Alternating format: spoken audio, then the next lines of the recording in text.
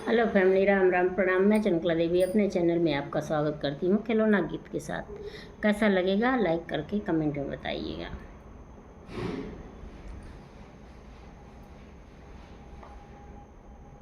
सारी रात रोवेला ललनवा, सबेरे गुन गुनवा मंगाई दे हो। सारी रात रोवेला ललनवा, सबेरे गुन गुनवा मंगाई देबै हो।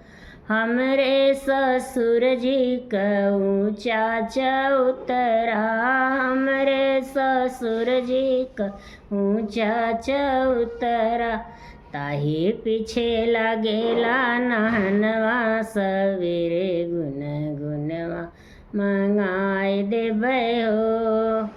ताही पीछे लागेला नहनवा, सबेरे गुन गुनवा मंगाई देबै हो।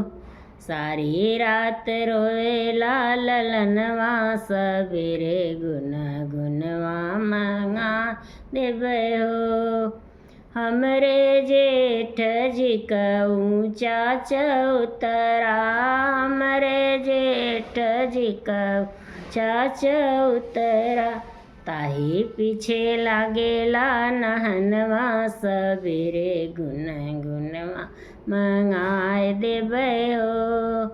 सारी रात रोएला ललनवा, सबेरे गुन गुनवा मंगाई देबै हो।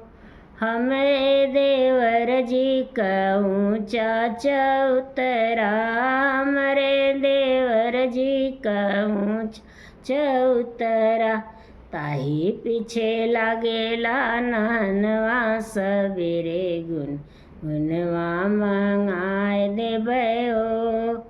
सारी रात रोएला ललनवा, सबेरे गुन गुनवा मंगाई देबै हो।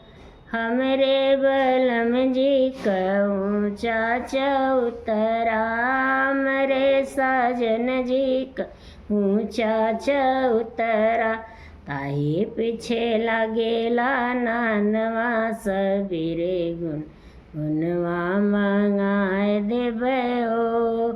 सारी रात रोएला ललनवा, सबेरे गुन गुनवा मंगाई देबै हो। हेलो फैमिली, हमारा छोटा सा खिलौना गीत कैसा लगा है लाइक कमेंट करके बताइएगा।